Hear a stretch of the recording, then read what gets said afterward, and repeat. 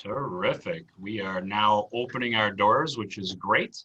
And we're letting everybody in. Obviously, we're open a little bit early. We can see people kind of coming in, which is good. See the participants getting added on. So we're ready to go, but we opened early so you guys can kind of log in. And Ryan and I will start the presentation in about 2 minutes. Just a little quick housekeeping that we'll probably cover. As a matter of fact, I will send this off to everybody. You guys will see a chat box at the bottom, and you guys can use that for your Q&A. So as we move forward, you can kind of use that for the Q&A. But and then we'll have a PowerPoint up on here in a couple of minutes, which is good. So yeah, we've got that going. Yeah, so we're excited. We've got a lot of really good stuff coming up from Ryan and I. We'll put a lot of pressure on Ryan. He's here to impress you guys. So with his tax knowledge that you guys could either use for, really use for yourself, certainly use for your clients. And I think ultimately, excuse me, what we wanted to make sure is that you'd have some tactics to maybe use for your buyers and sellers. So we're really excited about the presentation. It's the second time that Ryan and I have presented, and it's great material. We got a lot of good feedback on the first presentation, which was a little smaller group. And yeah, this one I know Ryan's tweaked it a little bit. So we're excited about that. So Ryan, check in with us. Let's make sure your audio is good and everybody say hello to everybody. Hi, everyone. There you go. You can hear me good? I'm good, brother. I'm good. Excellent. Good. You can see me? I can see you. And then Tony's here too, but she has got a little construction going on at the house. So we get to look at her freeze frame version, but she's getting all of you guys into the program, which is great. And cool, right at 12 o'clock, we've added a bunch of people. We know that there'll be some late people coming in. So we're going to do some introductions and then jump into the program. Myself, Richard Kimball with Cross Country Mortgage and mortgage professional for over 30 years. This January, we'll celebrate 9 years with Cross Country. And we were the actual, excuse me, the first brick and mortar cross country here in Illinois, now close to 20 branches across the state. So growth's been great for us. And business has been amazing with interest rates in the twos. One of the things that we're very proud of is some of the educational things that we bring to our realtor partners. And this is a perfect example of one. Ryan and I met probably 3 months ago on a transaction and got to talking a little bit and found out that Ryan's specialty is property tax disputes. And so we started talking about being able to put a program together, which he's already done some educational stuff for agents. So we've kind of designed a program that I believe will help you have a better understanding of how properties are assessed and also how properties can be disputed. And more importantly, how you can use some of Brian's information, knowledge to help close more transactions, either from a listing perspective or a sales perspective. So with that, I'm going to turn this over to Ryan, who's going to get our PowerPoint going. And I think you're going to find Ryan is an amazing resource. I certainly do already in just the 4 months of knowing him. So it's been a pleasure. And with that, Ryan, I'll turn it over to you. All right. I believe I am now sharing the presentation. You are. It looks good. Perfect. All right. So I was going to give a presentation on property taxes, the assessments, how to appeal them, and how to help your real estate clients, or the appeal process really, and how to use that to help your real estate clients. With this, at any point, again, I think Rich said there's a chat feature. Ask questions, and interrupt. It makes it a lot easier for me to be interactive, to know that I'm answering the questions that people actually have. So anytime, feel free to just jump in and ask me a question. Yeah, I always like chat box is at the bottom. You guys can click on it and type from there. So excellent. I think we're good. Perfect. The first thing I always like to start with is the basics of property taxes. In Illinois, we pay our property taxes in arrears. So in 2020, this year, we all just paid the 2019 taxes that were assessed in 2019. And in Cook County, we pay our bills in a unique way in Illinois. Cook County is the only county to do it this way. And that is we pay 55% of the previous year's bill in March 1st in the first installment. And the second installment is where everything is calculated. That's where we calculate the new assessments in a reassessment period. That's where exemptions are factored in. The first installment is always just mathematically 55% of that prior year. And that's always important because if you get a significant reduction, if your house burns down and there's no more property or you demo it, you actually still have to pay that assessment. And that can confuse a lot of people. And then you get it refunded back. But all the other counties in the state, Lake and DuPage or any other county you might, step into once in a while, their bills are 50-50. They come out in May and they're, half and half. And the tax bill is made up of four main parts. We have the assessed value. You have the equalizer in Cook County. That's a number that's chosen by the county on a mathematical basis that you can't really do anything to. And then there's the tax rate.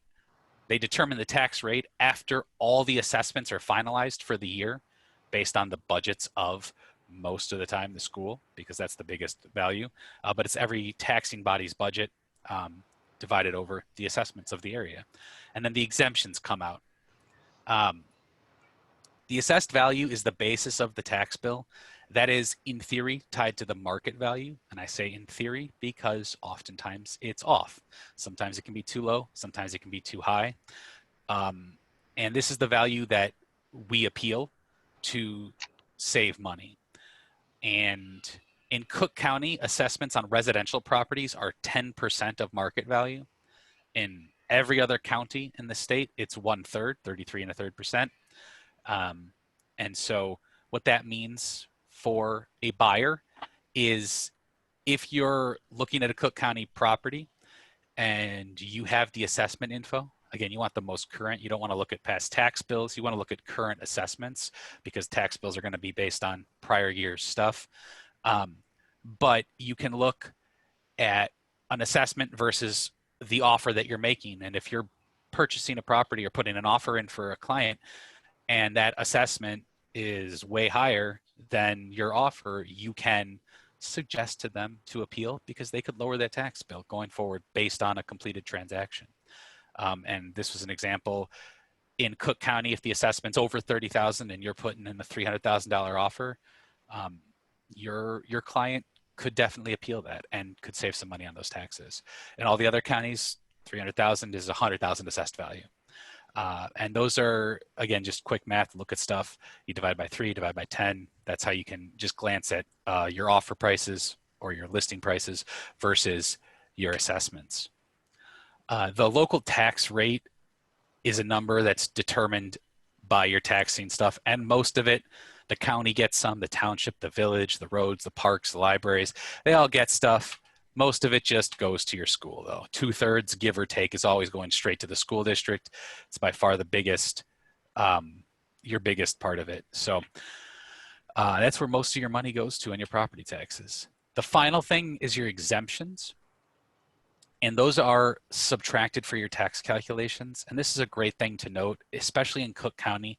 If you have a client who's missing exemptions, that's something we can clear up pretty quickly and immediately lower their taxes, which helps the listing. Obviously, $1,000 less on tax bill is great, and it'll help your client when they sell because the proration will go. They're going to prorate next year's taxes based on that current bill, and so the lower you can get that current bill based on an exemption, then you can prorate less going forward. It's also important to look at what exemptions are on there for when you're buying, because if you're putting an offer in on a property and there's a senior freeze on that, and that property has a $4,000 tax bill, it's really important to note that, because if it should be a $10,000 tax bill, but they have a massive senior freeze, that really impacts whether or not, that that buyer should be looking at that property or should be considering that, or just keeping it in mind for when they do purchase. And it's fine. Sometimes you just get a good deal for a year on your taxes, but it's important to note that there could be a massive exemption that's going to come off that then will impact their taxes. Hey Ryan, Question. I'm gonna jump in here just a real quick note.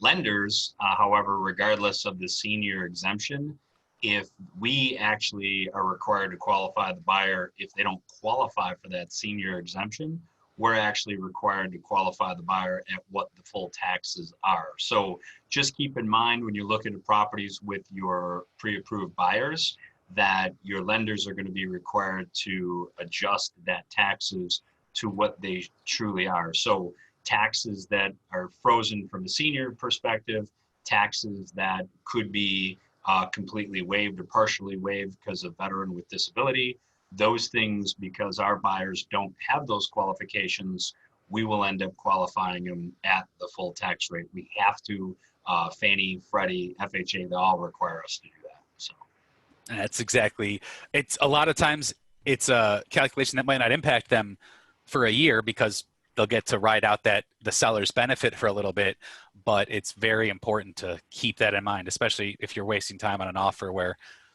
that tax bill is going to jump by $8,000 or something like that, and then they suddenly can't qualify for that mortgage anymore. So that is a very good thing. And then also, if you have a buyer who is a disabled veteran, we have exemptions up to a complete property tax exemption for that. And it's important to make sure that the buyer gets those exemptions when they're entitled to them. And these are just a couple websites where you can look up your treasurer or the assessor to find copies of the bill and see what actually is on them as far as the exemptions. The Cook County Assessor has a tab where you can see homeowner, senior, and senior freeze. And the Lake County, you can just pull up using that link or just searching for it. You can actually just pull up their tax bill and it'll straight show you every exemption that they have itemized on the side. Same with DuPage County.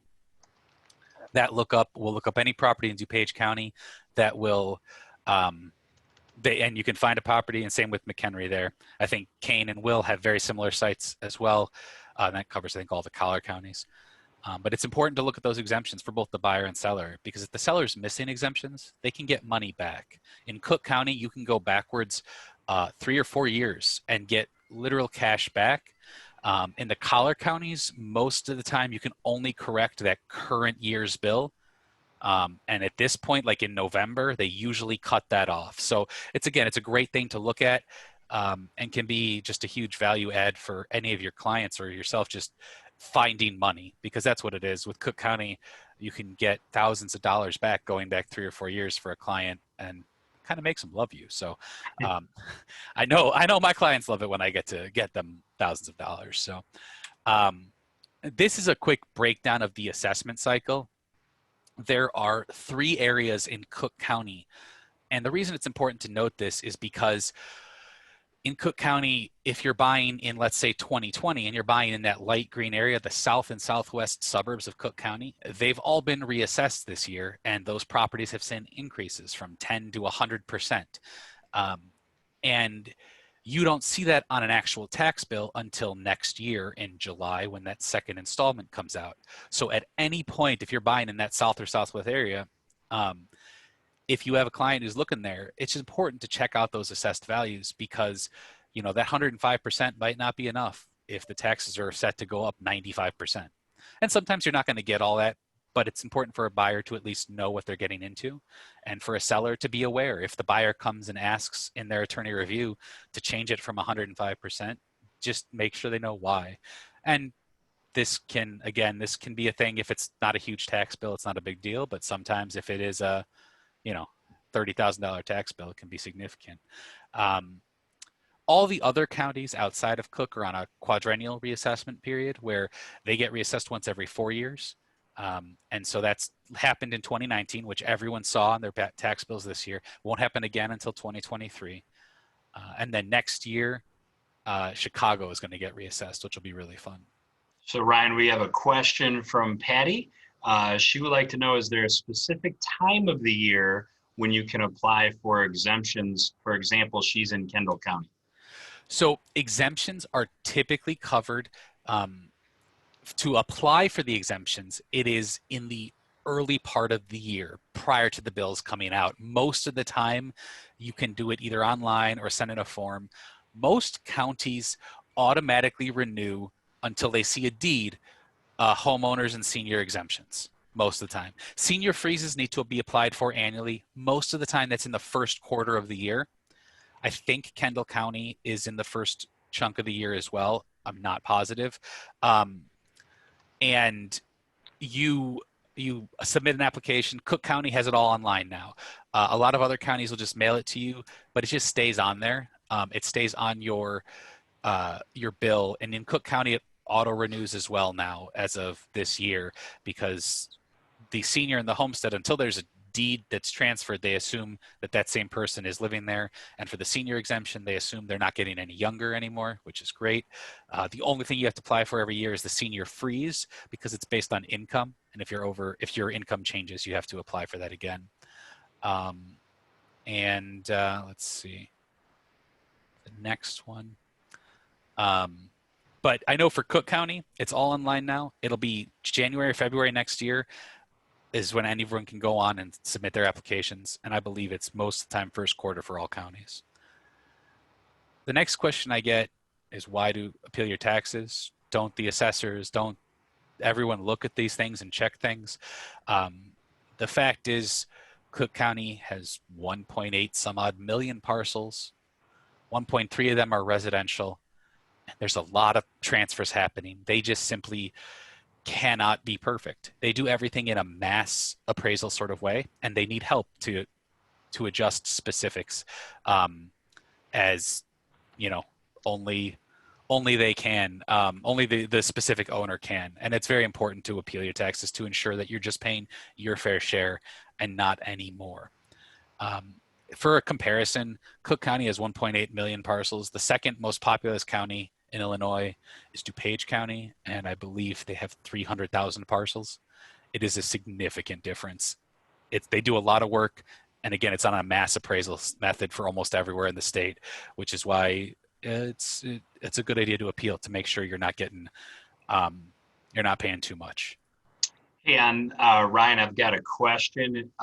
Dawn had asked, what is the age for a senior freeze? The senior freeze and the senior exemption are both 65 years or older. That is the age. And the senior freeze is you have to be a homeowner, you have to live there, be a senior, 65 or older, and make household income of 65,000 or less. So the reason I say that is because if you're a senior living with an adult child, and that adult child has an income and you have an income from a pension or Social Security and stuff like that, if your combined household income's over 65,000, you can't.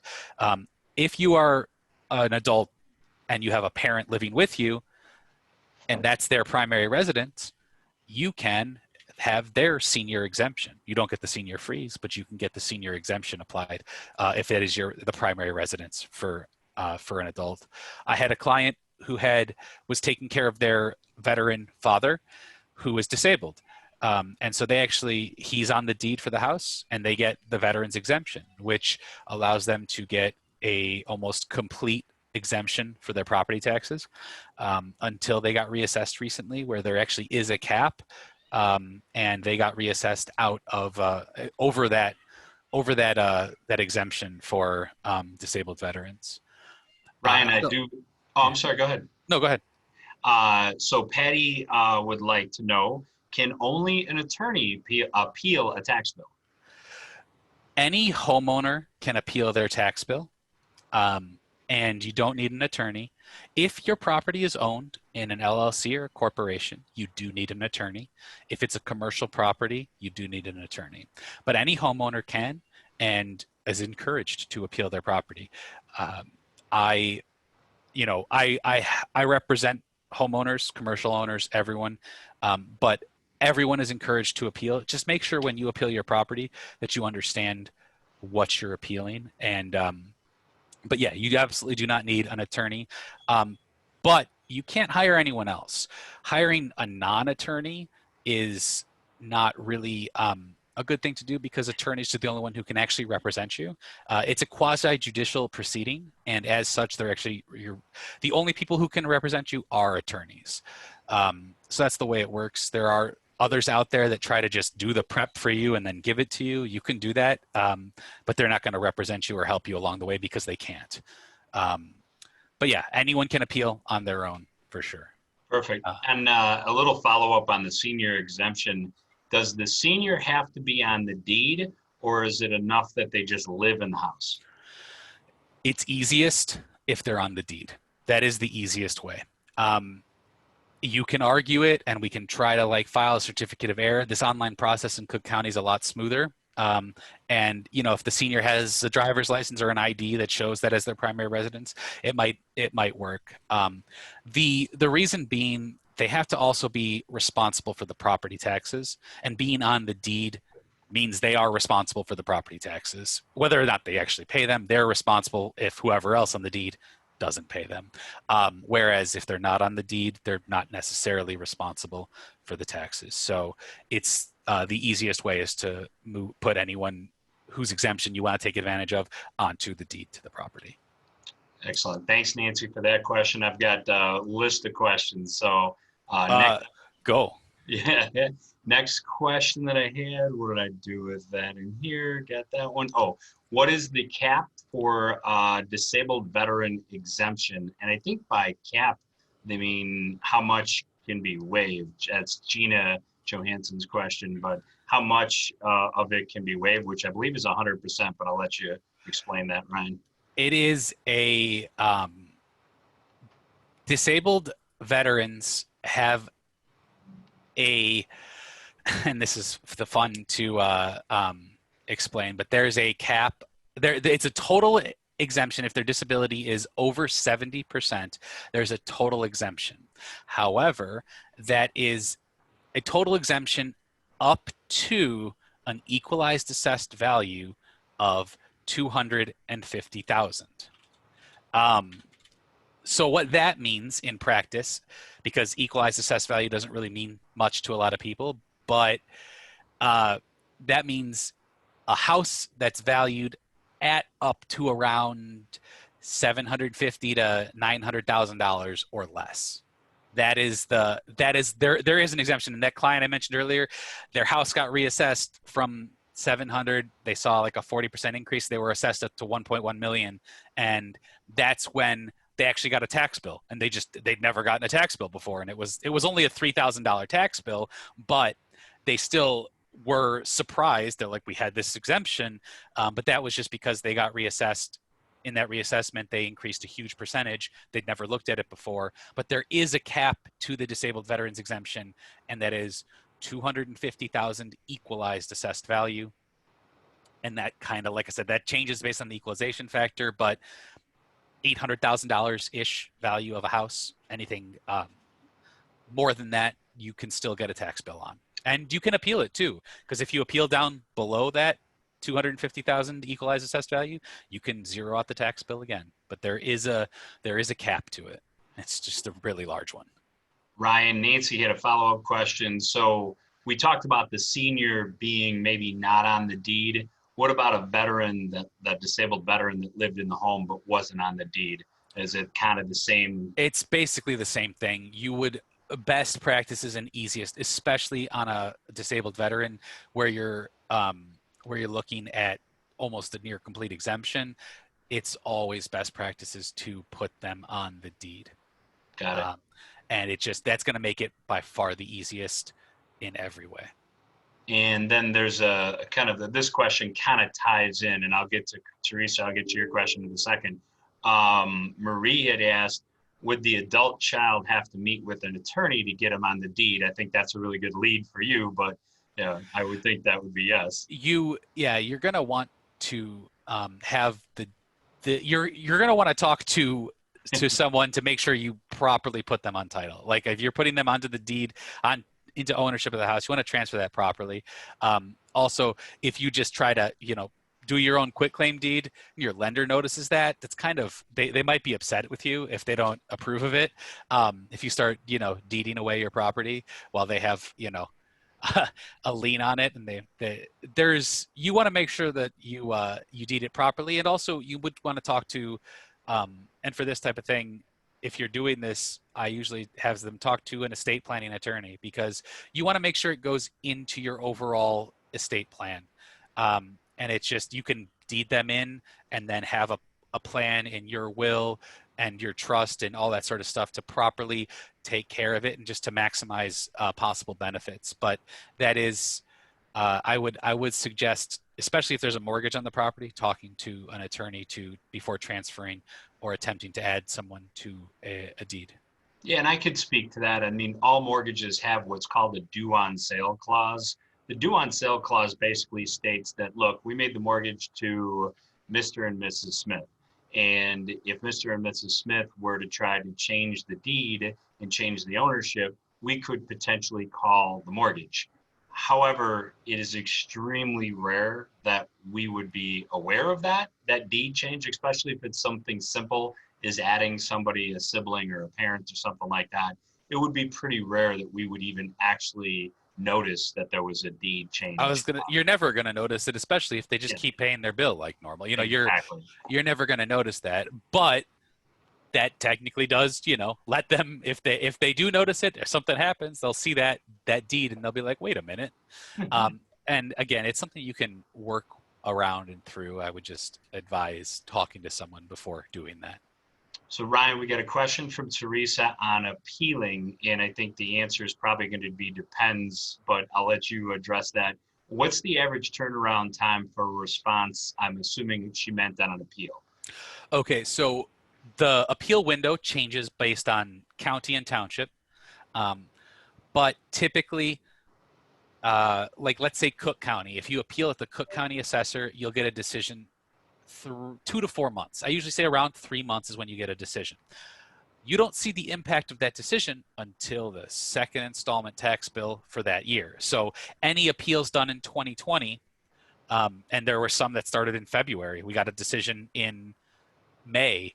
That decision isn't reflected until July or August 2021. And then again, even later, when your lender analyzes the escrow, if you have your taxes escrowed. But Ryan, they would know well before the bill came out, wouldn't they? Like if you appeal this year, and obviously it's going to impact next year's bill, would they find out before that bill came out? Typically, yes, you'll find out. So right now in Cook County, if you've appealed at the assessor, you'll have all your decisions by probably January. The Board of Review this year is getting a little bit late, because the assessor was so late, obviously due to a global pandemic. So they had things get delayed this year. But yes, you get a decision typically 2 to 4 months after you submit the appeal, and that decision will reflect your new assessed value.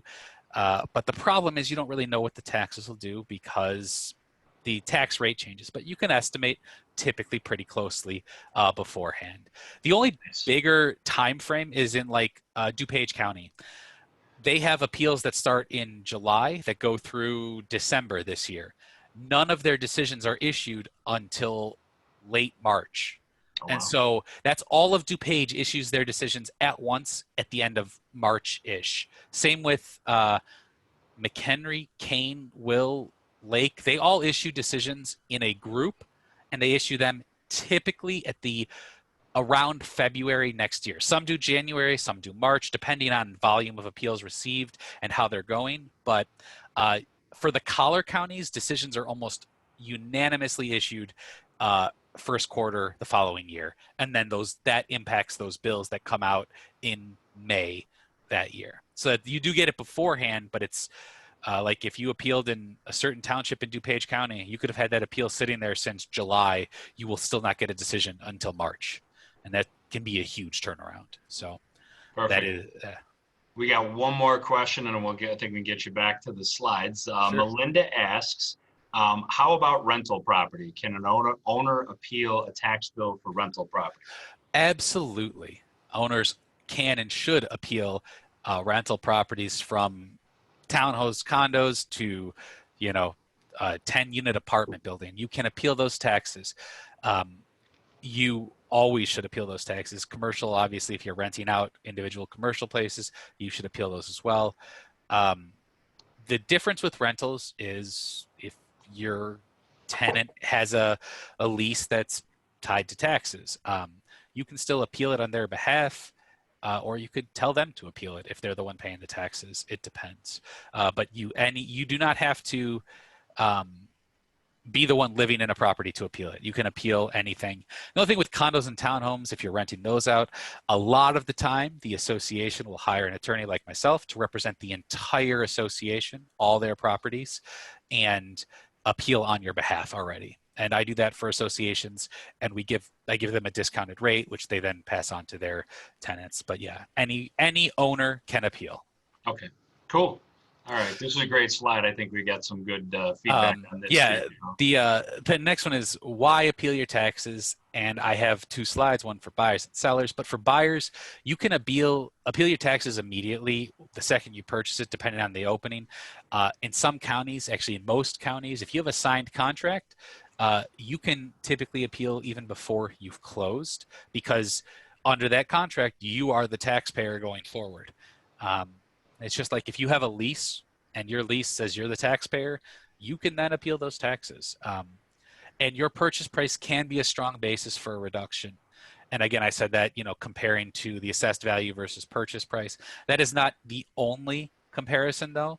And you can buy a property I had a client buy a property that they paid $620,000 for. It was assessed at $415,000, and we got a reduction down to $320,000.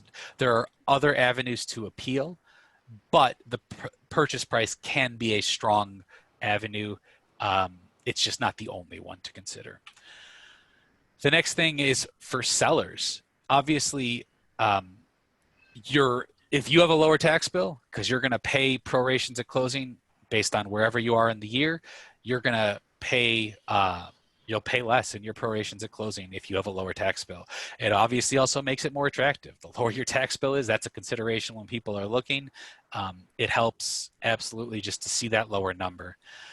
The other thing I like to do is verify that the facts of the property are correct, because those have typically been looked at by a realtor. You're going to say, what's the square footage of this place? And I had a client come at me with a realtor from a presentation like this, where I had mentioned the square footage, and they had listed the property, and they said the square footage on the assessor seemed really high, even including the basement. And I looked at that and I was like, I'm sorry, they shouldn't include the basement ever. Even if it's a walkout, even if it's a finished, the assessors always separate it out, and the above ground living area should never include that. They noticed that, and we were able to, it was in Cook County, so we were able to correct that and get a significant reduction, and we will also get them a refund for 3 years going back, hopefully thousands of dollars. I estimated around $14,000 is the refund we're going to get them. Hopefully we do, but that was a huge square footage error on the assessor's part. Most of the time you don't have that, but it's very good for sellers to just verify the facts of the assessor are correct. Those mistakes don't happen terribly often, but when they do, we can correct them and hopefully get some money. And then for everyone, it's a great time when you're buying or selling just to ensure that you're getting the proper exemptions. And again, those exemptions are something we can correct going as far back as 3 or 4 years in Cook County.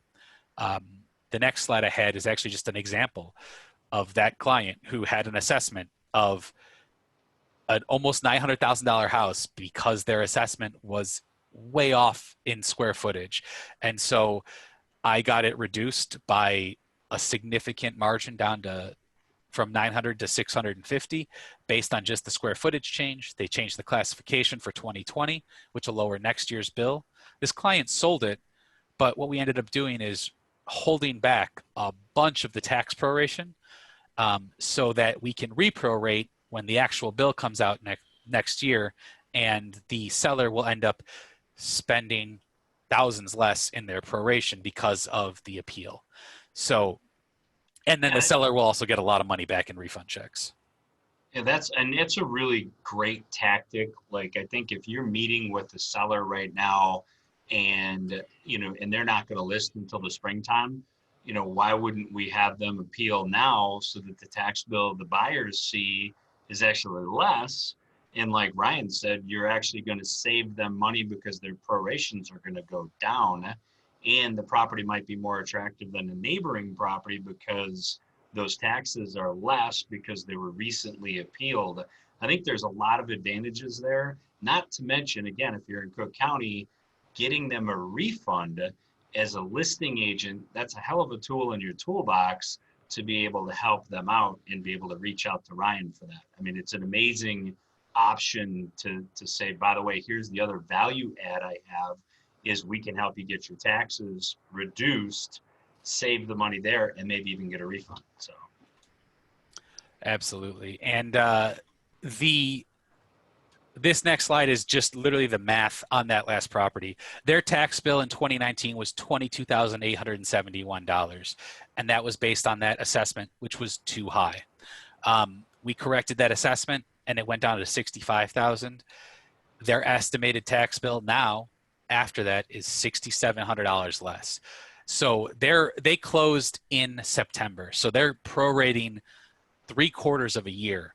So instead of prorating based on, and we did prorate based on the $23,000 bill at 105% based on that, but then we held back half of that.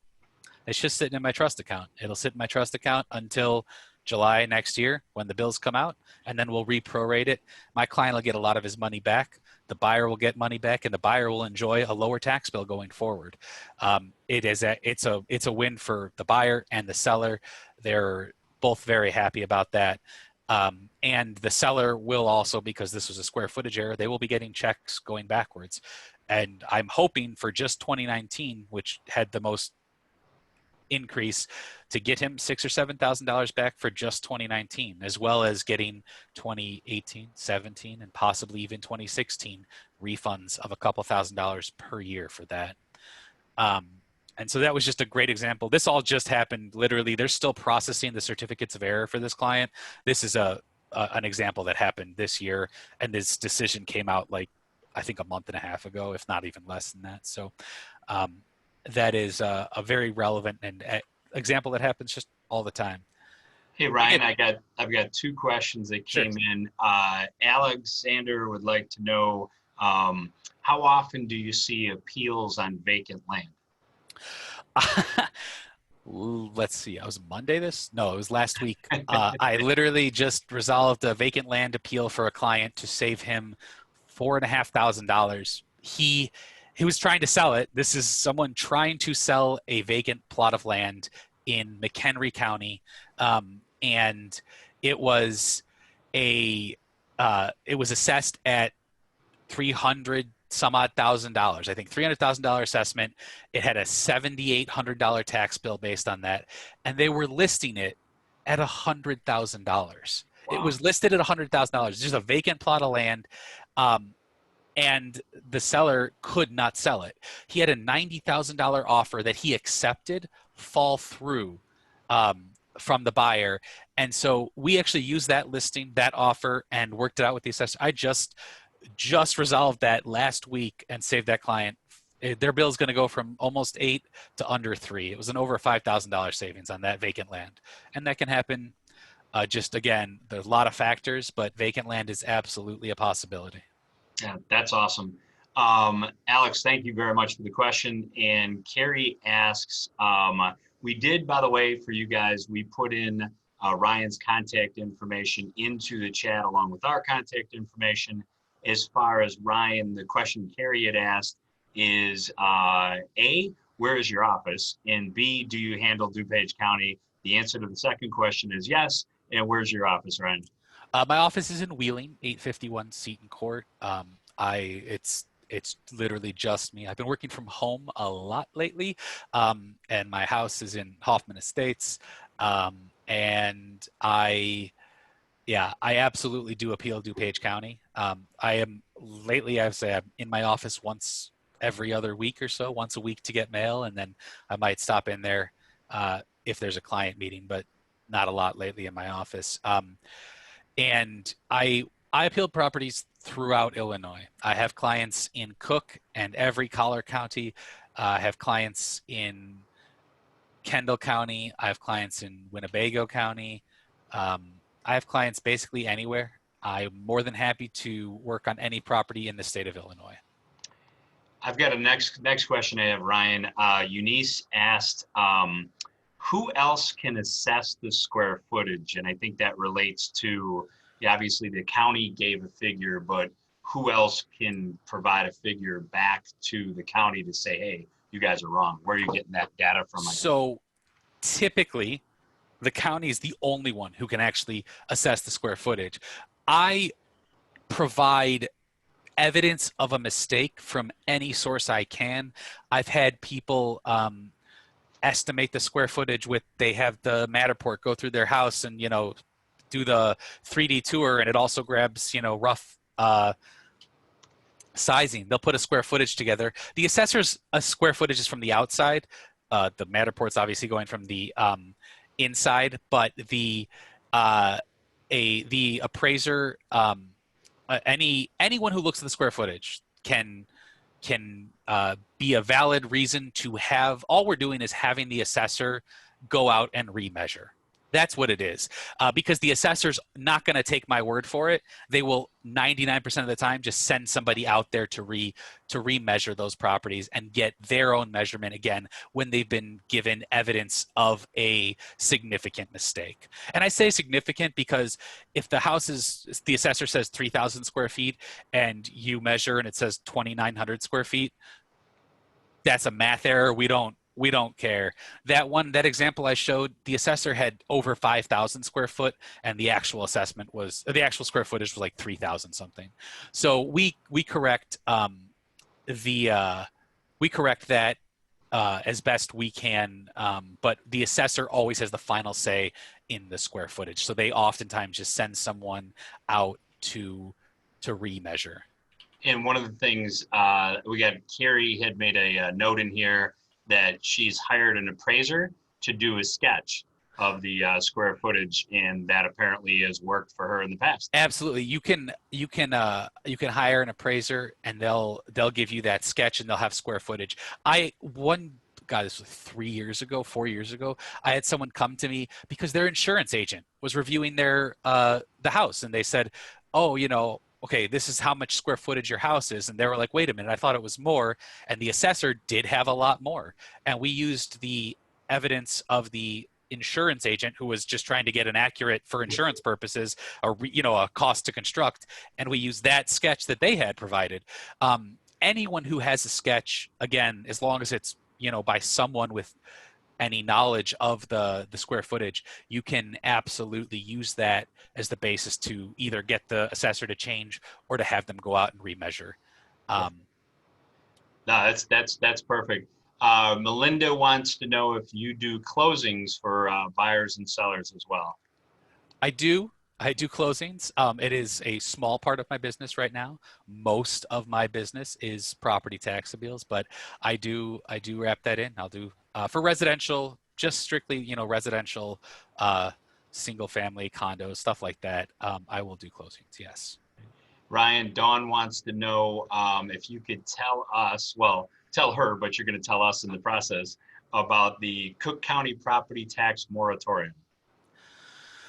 So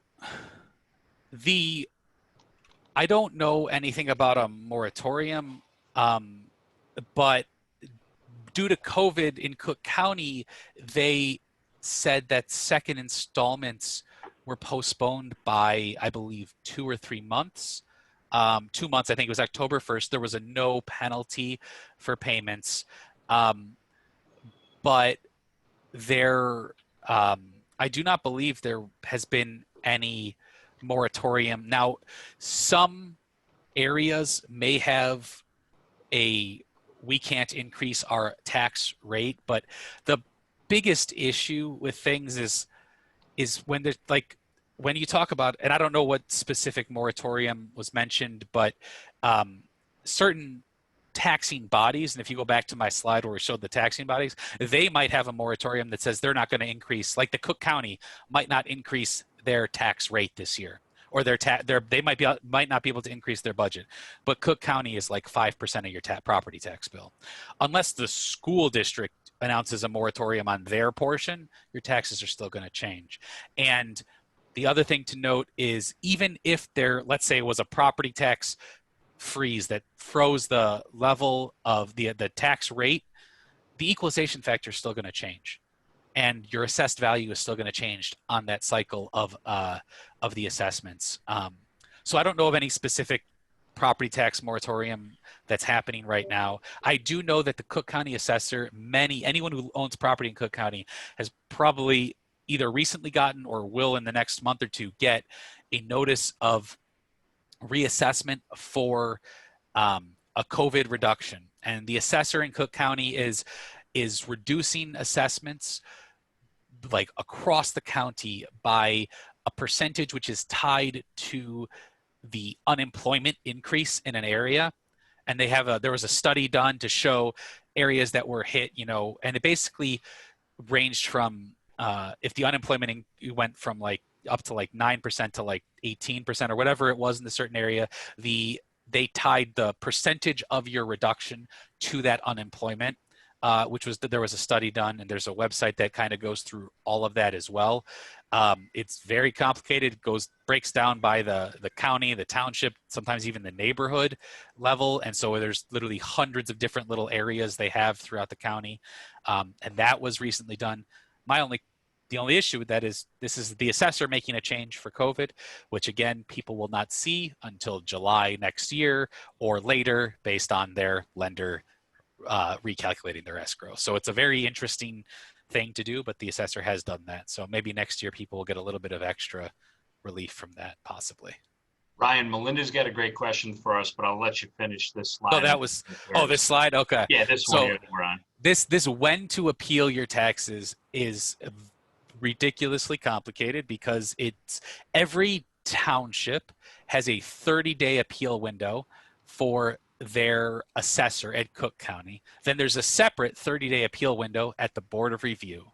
And then every county outside of Cook, there's only a formal appeal level at the Board of Review.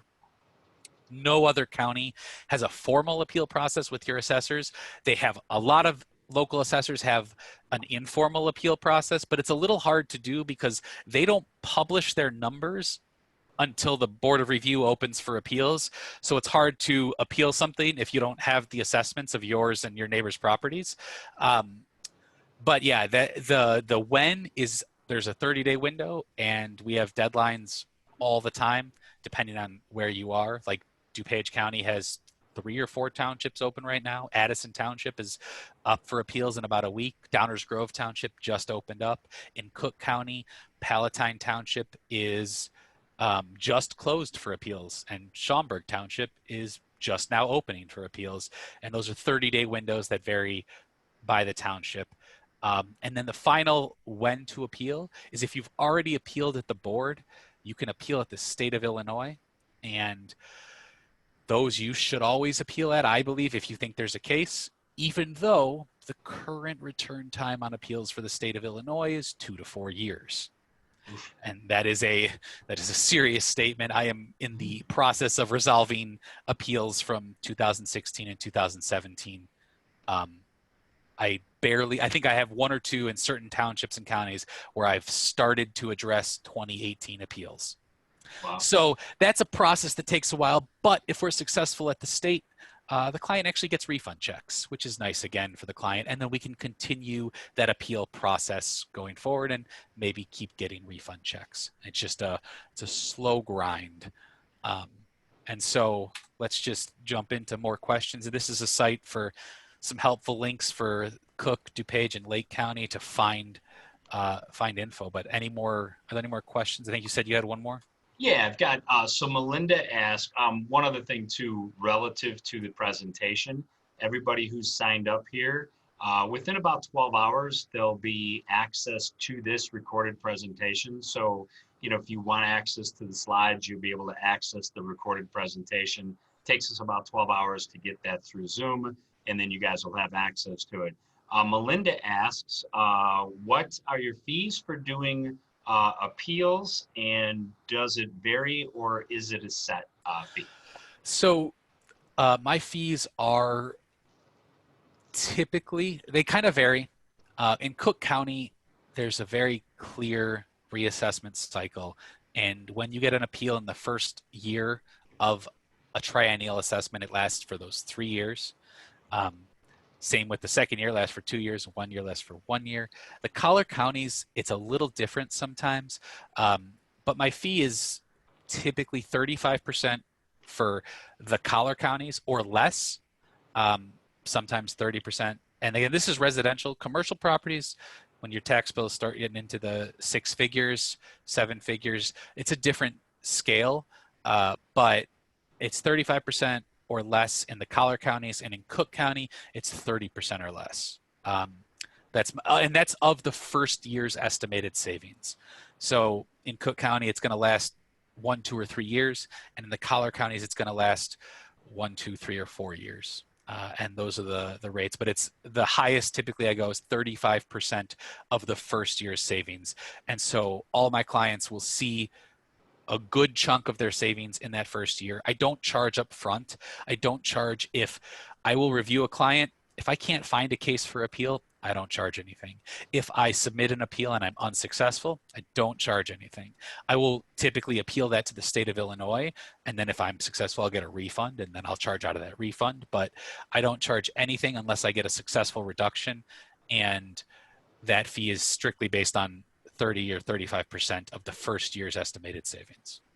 So Ryan, I think one of the things that the agents, I think we want to share with the agents is that if they're working with a buyer right now and their buyer looks at the property and they're like, I love this property, but I'm scared about these taxes, or I'm concerned about these taxes, or maybe they don't know what the taxes are because there's some sort of exemption or a veteran's disability waiver or whatever.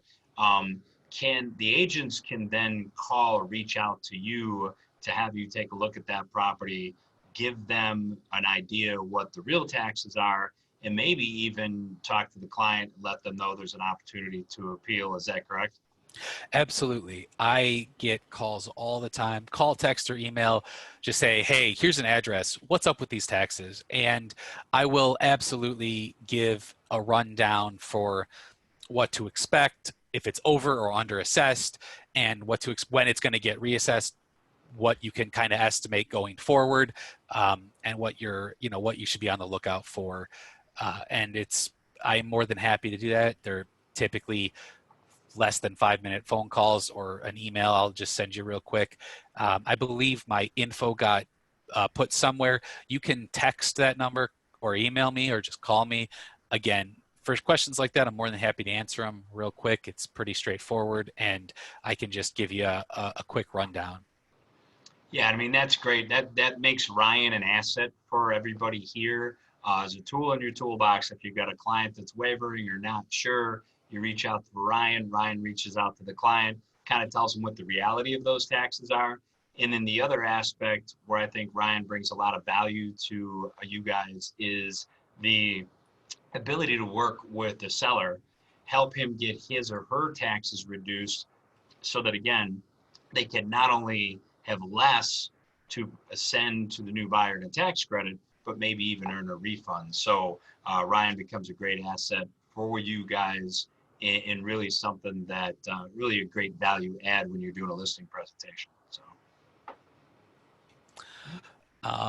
And then I don't know if I have, that's the last slide. Thank you. Thanks for the opportunity to talk at you all and again, answer questions. And even after this. I do have another question, Ryan. Sure. Sorry about that. Absolutely. Let's see here. So Mike wants to know, is there a general rule of thumb for how much each exemption affects a tax bill, i.e., you show a house that doesn't have any, but your client will apply for the homeowner's exemption? Okay. You ready to do some math? So this is the worst answer to a simple question. I apologize. It depends on the county, first off. The homestead exemption is different for Cook County and every other county in the state. Every county in the state has a 6,000 equalized assessed value homestead exemption. And what that means is if you have a 10% tax rate, again, glance at the bill, If they have a 10% tax rate, 6,000 equalized assessed value, it's a $600 savings. If they have a 5%, that's a $300 savings. If it's 15%, you know, just do the math. It's 6,000 equalized assessed value, and that is for everything outside of Cook. Cook County has a 10,000 equalized assessed value, and it is, again, 10,000 equalized assessed value. If it's a 10% tax rate, it's a $1,000 homestead exemption. And that's the way to do it. Those are the biggest numbers: 6,000, 10,000, and you can just multiply those by the tax rate. That'll be your exemption. The tax rate will change, but it's a good way to just, you know, ballpark it. And then related to that, the senior exemption is 5,000 in every county outside of Cook, 5,000 equalized assessed value, and 8,000 equalized assessed value in Cook County. So that is just again, those are weird numbers and I'm sure tough to track, but it's, you know, the range for exemptions is anywhere from $300 to, I've seen homestead exemptions up to $4,000 in certain areas of Cook County where their tax rate is 40%. It's insane, but that does happen. So Ryan, we got a question from Nia. She wants to make sure, I'll ask the question two ways. Number one, do you service Kendall in Kane County? yes, I do. And number two, are there any counties that you do not service in the state of Illinois? Currently, I mean, I'm more than happy to look at any county. I have clients in here. I can go through I have Carroll, Cook, DeKalb, DuPage, Kane, Kendall, Lake, McHenry, Will, and Winnebago. I have clients in all of those counties right now. Wow. I am more than happy to look at any county for a one-off. It's not a problem. In Kendall County, they asked specifically in Kendall. It's easy. I don't have a ton of clients there, but I have about 20 properties in Kendall County that I reviewed for appeal this year. And of those 20, I filed appeals on 8 of them. So I couldn't find cases for 12 of those clients, just at all. They had no case for appeal. The other 8 I filed appeals on, and I believe I'll see some success there. But I absolutely will appeal Kendall, and I have dozens and dozens of clients in Kane County. Kane County is a stubborn county, but my first year solo there, I went 0 for 19, I believe, at the Board of Review in Kane County. But I appealed them all to PTAB because I was not happy with that result. And last year, in April of 2019, after appeals that had been submitted in 2017, all of my clients received checks from Kane County after we succeeded at the state. So that was nice for them. So, but again, I'm more than happy to appeal Kane County. Try it again, and, you know. Cool. So let's see, we took care of Mike's question, we took care of Nia's question. Melinda puts in here, thank you very much for the awesome presentation. Do we have any other questions for you guys that we can answer? I know every time I do one of these with Ryan, I learned something about taxes, so it was amazing. I appreciate that again, Ryan. We also, if anybody has an office that they think would appreciate this presentation done from a Zoom perspective in their office, please reach out to us and let us know. Getting a lot of thank yous from Patty and Dawn. We appreciate that, guys.